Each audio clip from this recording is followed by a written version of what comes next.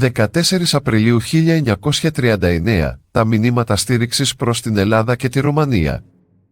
Το 1939 ήταν ένα έτος ορόσημο που σημάδεψε ολόκληρο τον πλανήτη.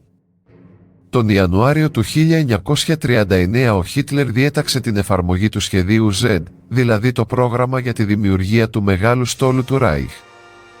Το Φεβρουάριο το Λονδίνο και το Παρίσι αναγνώρισαν την κυβέρνηση του Φράνκο στην Ισπανία. Στις 15 Μαρτίου τα χιτλερικά στρατεύματα ολοκλήρωσαν την κατάληψη της Μοραβίας και της Βοημίας, καταλύοντας ουσιαστικά το κράτος της Τσεχοσλοβακίας.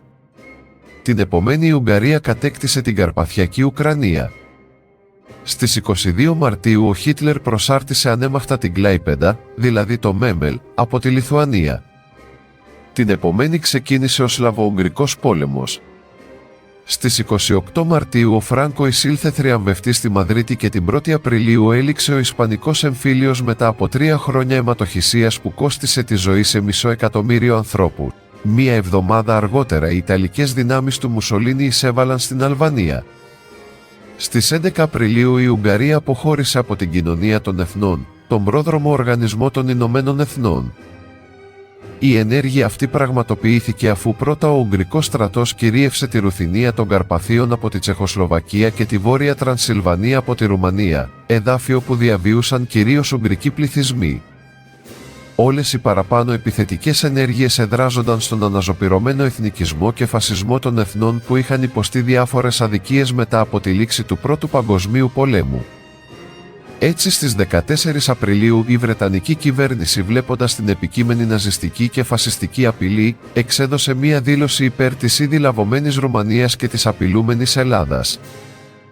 Η δήλωση αυτή αφορούσε την εγγύηση της ανεξαρτησίας και της ακεραιότητας των δύο αυτών χωρών. Ειδικότερα, ο Πρωθυπουργός του Ηνωμένου Βασιλείου Νέβιλ Τσάμπερλεν δήλωσε στη Βουλή των Κοινοτήτων μεταξύ άλλων το εξής: σε περίπτωση σαφούς απειλής κατά της ανεξαρτησίας της Ελλάδας ή της Ρουμανίας, η Βρετανική κυβέρνηση θα θεωρήσει αυτή υποχρεωμένη να παράσχει στις κυβερνήσεις των δύο αυτών χωρών πάσα βοήθεια την οποία διαθέτει. Την ίδια ημέρα ο Πρωθυπουργός της Γαλλίας Εντουάρ Νταλαντιέ δήλωσε κάτι παρόμοιο με τον Τσάμπερλεν, λέγοντας το εξής: η γαλλική κυβέρνηση δίδει τη μεγαλύτερη σημασία στην πρόληψη πάσας μεταβολής επιβαλλόμενη διά της βίας ή διά της απειλής στο υπάρχον καθεστώς της Μεσογείου και της Βαλκανικής Χερσονήσου.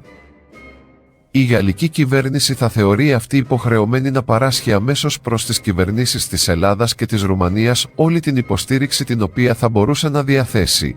Παρομοίως ο Βρετανός Υπουργός Εξωτερικών Λόρδος Χάλιφαξ δήλωσε στη Βουλή των Λόρδων το εξής: κατά τις τελευταίες ημέρες δόθηκε η αφορμή δημιουργίας ανησυχιών, ειδικά όσον αφορά τη θέση της Ελλάδας.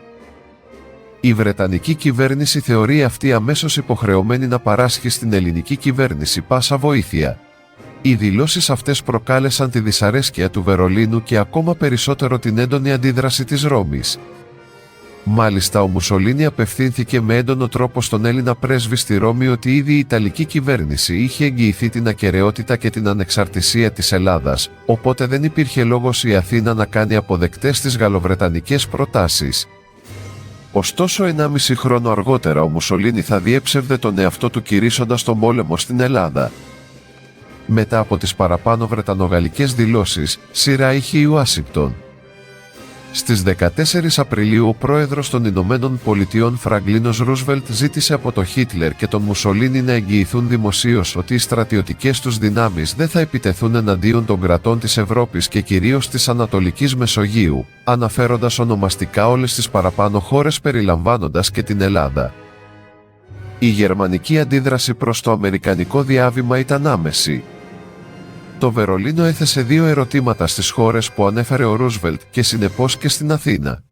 Η γερμανική κυβέρνηση λοιπόν ρώτησε την αντίστοιχη ελληνική τα εξής: πρώτον, αισθάνεστε ότι απειλείστε από τη Γερμανία και δεύτερον, αναθέσατε ή ενθαρρύνατε τον πρόεδρο των Ηνωμένων Πολιτειών όπως προβεί στο σχετικό διάβημά του? Από τα παραπάνω ερωτήματα συμπεραίνεται ότι ο Χίτλερ ανησυχούσε μόνο για τη στάση των Ηνωμένων Πολιτειών και την πιθανή εμπλοκή του στον πόλεμο, αφού δεν έκανε καμία αναφορά στο Ηνωμένο Βασίλειο και τη Γαλλία.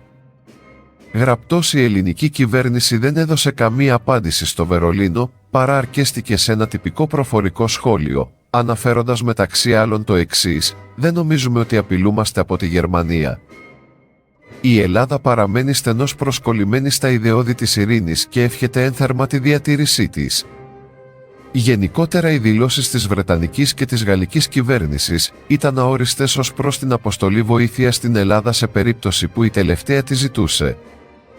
Αφενός αυτό ήταν μια ευνοϊκή εξέλιξη για τη χώρα, αφού δεν διατυπώνονταν περιορισμοί ή όροι. Ωστόσο η φίλια προς την Ελλάδα και τη Ρουμανία στάση των Αγγλογάλων δεν ήταν μια πολιτική μεγαλοψυχίας. Αυτοί γνώριζαν πως ο Χίτλερ εποφθαλμιούσε τις ρουμανικές πετρελαιοπηγές στο Πλοέστι. Εάν αυτές περιέρχονταν στον έλεγχό του, η Γερμανία θα έλυνε ένα μεγάλο μέρος των ενεργειακών της αναγκών. Αντιστοίχως η Ελλάδα ήταν ένα σημαντικό προπύργιο των συμμάχων για τη σύνδεσή τους με τα βόρεια παράλια της Αφρικής και ιδίως με τη διόρυγα του Σουέζ, καθώς και με τη Μέση Ανατολή, σημεία από όπου διέρχονταν όλα τα πετρελαιοειδή προς την Ευρώπη. Τελικά η Ελλάδα έμεινε μόνη της, όταν δέχτηκε την επίθεση των δυνάμεων του άξονα. Να σημειωθεί δε ότι στο πλαίσιο του Δευτέρου Παγκοσμίου Πολέμου η Ελλάδα ήταν η μοναδική χώρα που δέχτηκε την τριπλή επίθεση των δυνάμεων του άξονα, αρχικά της Ιταλίας, ακολούθως της Γερμανίας και στην τελική φάση της Βουλγαρίας. Ωστόσο, η Ελλάδα ήταν η πρώτη χώρα παγκοσμίως που νίκησε μια επιτιθέμενη χώρα του άξονα, την Ιταλία, στο έπος του 1940-1941.